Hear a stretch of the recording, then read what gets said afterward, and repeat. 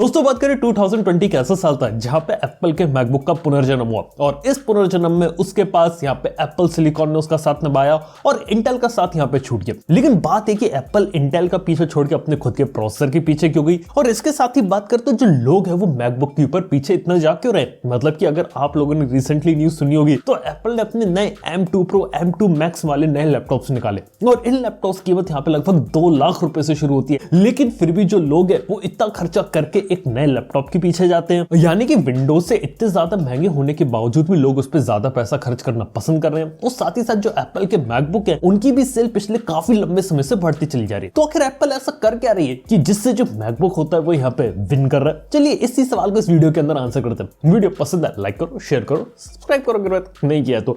देखो, मैकबुक को समझने से पहले हमें यह समझना पड़ेगा कि लोग आखिर मैकबुक को क्यों लेते हैं। और मैकबुक को अगर कोई लेता है तो उसको एक गारंटी मिलती है कि सेंस ऑफ सेटिस्फेक्शन की इसमें चीजें यहाँ पर चलेगी। यानी कि अगर आपने मैकबुक कभी यूज किया तो कुछ चीजें रहती जो हर मैकबुक के अंदर कॉमन रहती है। यानी कि एक अच्छा डिस्प्ले आपको देखने को मिलेगा, स्पीकर्स की क्वालिटी काफी अच्छी होगी, आपको एक अच्छी बिल्ड क्वालिटी देखने को मिलेगी, जो वेबकैम रहता है उसकी क्वालिटी अच्छी होगी, साथ ही साथ इंटरनल जो माइक्रोफोन होता है उसकी भी क्वालिटी अच्छी होगी। इसके साथ ही मैकबुक के अंदर आपको बेहतरीन बैटरी लाइफ एक्सपीरियंस देखने को मिलता है। ये कुछ ऐसी फंडामेंटल चीजें जो एक लैपटॉप को ग्रेट बनाती है और एप्पल ने हर एक चीज के अंदर इस बात का ध्यान रखा है कि कोई भी आदमी अगर कोई लैपटॉप लेना है तो उसे मैकबुक के अंदर वो सारी चीजें मिलनी चाहिए जिसकी वो डिमांड करता है। और इसीलिए उन्होंने कभी स्पेसिफिकेशन नंबर गेम के ऊपर इतना ज्यादा ध्यान नहीं दिया और इसी कारण से मैकबुक शुरुआत से काफी ज्यादा आगे थे। लेकिन एक बात है कि शुरुआत में विंडोज और इंटेल वाले प्रोसेसर्स के लैपटॉप यहाँ पे ज्यादा बिका करते थे और ऑब्वियसली आज भी बिकते हैं क्योंकि बेसिकली वो अफोर्डेबल रेट में आते। लेकिन प्रीमियम में भी इंटेल एग्जिस्ट करता था और वहां पर भी लोग जाते थे।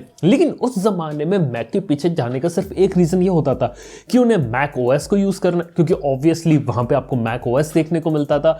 और ऊपर से बात करें तो वहां पे जो मैक ओएस के सॉफ्टवेयर्स होते हैं उसका यूज करना था, जैसे फाइनल कट प्रो एक सॉफ्टवेयर या फिर कोई दूसरे सॉफ्टवेयर जो एक्सक्लूसिवली मैक के ऊपर अवेलेबल है उनका वहां पे यूज करते थे। जिससे क्या रहता था कि लोग सिर्फ उन्हीं के लिए मैक को यूज करते थे, लेकिन बाकी सारा काम भी विंडोज के ऊपर चल जाता था और लोग है वो विंडोज के ऊपर नॉर्मली रहना पसंद करते थे। लेकिन बात यहां पर है कि कहानी में जो मेजर ट्विस्ट आता है ना वो आता है 2020 में जब एप्पल अपना एप्पल सिलिकॉन लाती है। देखो, एप्पल सिलिकॉन की कहानी यहां पर ये है कि एप्पल जो है वो जानती है कि इंटेल वाले प्रोसेसर से उन्हें वैसा रिजल्ट नहीं मिल पा रहा जैसा वो आउटकम यहाँ पे देना चाहते थे और जो ओवरऑल पूरी पीसी इंडस्ट्री होती है ना इसको नेक्स्ट लेवल पे ले जाना चाहते थे। और एप्पल सिलिकॉन की जब M1 चिप आई थी तो उसके अंदर उन्होंने अपने ARM डिजाइन को इंक्लूड किया था, वही डिजाइन का प्रोसेसर जो उनके आईफोन के अंदर पाया जाता है, जिसके अंदर अच्छी परफॉर्मेंस मिलती है, साथ ही साथ बैटरी लाइफ भी अच्छी देखने को मिलती है। और इसी चीज को इंप्लीमेंट किया गया अपने मैकबुक के अंदर। लेकिन बात यहाँ पे सिर्फ इतनी नहीं है। क्या आप लोग को मालूम है कि एक जमाने में एप्पल ने अपना 12 इंच का मैकबुक निकाला था जो कि इंटेल प्रोसेसर के साथ आता था, लेकिन इंटेल की प्रोसेसर होने के कारण उस लैपटॉप के अंदर हीटिंग इश्यूज थे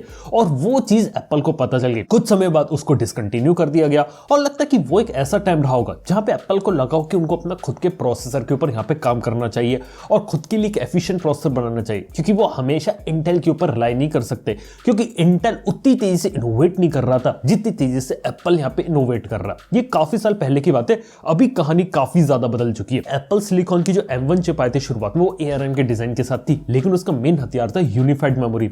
आमतौर पे प्रोसेसर और रैम अलग अलग होते हैं, लेकिन इन्होंने क्या किया, एक ही चिप के अंदर एक ही डाइस के अंदर प्रोसेसर भी रखा और रैम को भी रखा और एक यूनिफाइड मेमोरी रखी जो ग्राफिक्स के रूप में भी शेयर की जा सकती है प्लस रैम के रूप में भी शेयर की जा सकती है। और इस वजह से जो परफॉर्मेंस टाइम होता है ना वो काफी ज्यादा बेटर हो गया और ये एक काफी बड़ी वजह है जिससे वो उनकी लैपटॉप्स के अंदर आपको एक अच्छी परफॉर्मेंस देखने को मिलती है। हालांकि बातें काफी ज्यादा टेक्निकल हो जाती है इधर, लेकिन ओवरऑल मैं आपको बताना चाहूंगा कि आमतौर पे आपको इंटेल से बेटर परफॉर्मेंस एप्पल के सिलिकॉन में देखने को मिल रही थी अगर मैं यहाँ पे कंपेयर करूं उनके जो लैपटॉप वाले प्रोसेसर होते हैं वहां पे। और इसके साथ ही बैटरी कंजम्पशन भी कम था, हीटिंग भी आपको कम देखने को मिलती थी। और वही बात करें जो इंटेल वाले पुरानी टेक्नोलॉजी पे काम कर रहे थे, यहाँ पे एप्पल सिलिकॉन जो 5nm की टेक्नोलॉजी पे काम करती है। और ऐसे ही बात करें तो शुरुआत में उन्होंने अपना M1 निकाला, फिर उसके एक साल बाद M1 Pro M1 Max निकाला।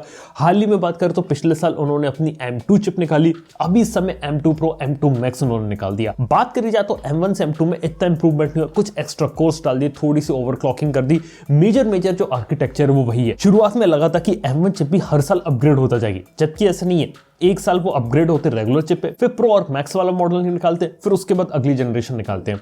और वही बात करें तो फ्यूचर में प्रेडिक्ट किया जा रहा है कि ये लोग 3nm की टेक्नोलॉजी पे मूव करेंगे, जिसका इंपैक्ट ये पड़ेगा कि वो डेस्कटॉप और पीसी मार्केट की पहली ऐसे प्रोसेसर बनेंगे जो कि 3nm पे बेस्ड होंगे। ऊपर से बात करें तो हार्डवेयर एक पार्ट है, लेकिन सॉफ्टवेयर भी काफी सॉलिड चीज हो जाती है। जैसे की बात करें हाल ही में जो मैक ओएस होता है उसका सॉफ्टवेयर यहाँ पे काफी स्ट्रॉन्ग है, उसके अंदर आपको स्टेबिलिटी देखने को मिलती है और एप्पल के हार्डवेयर के साथ जो कंपेटिबिलिटी होती है वो काफी अच्छी है। इसके साथ ही सॉफ्टवेयर होते हैं वो बिना किसी दिक्कत के यहाँ पे चलते हैं और आपको अच्छे फीचर्स देखने मिलते हैं। और हर साल एप्पल जो रहता है वो अपने मैक ओएस से एक नया वर्जन लेके आता रहता है, जिसके अंदर कुछ नई चीजों को इंट्रोड्यूस कर देता है, जिससे ऑब्वियसली जो फंक्शनलिटी होती है वो इंक्रीज होती है। इसके साथ ही एक इंपॉर्टेंट फैक्टर है कि एप्पल जो वो यहाँ पे कस्टमर्स को सुनता है, यानी कि एक जमाने में जो एप्पल ने अपने लैपटॉप से नॉर्मल यूएसबी पोर्ट हटाया था, टाइप सी लेके आता तो काफी क्रिटिसिज्म मिला था, लोगों ने ऊपर की जो टच बार होती है उसको क्रिटिसाइज किया था। इसके साथ ही उन्होंने देखा कि मार्केट में लोग जो चीजें डिमांड करते हैं वो चीजें यहाँ पर उन्हें ला कर दो, जैसे कि लोग पोर्ट्स मांग रहे थे, पोर्ट्स यहाँ पर दे दो, लोगों की बेटर क्वालिटी का डिस्प्ले चाहिए था, इसलिए देखा तो mini LED display MacBook pro के अंदर आपको देखने को मिल गया।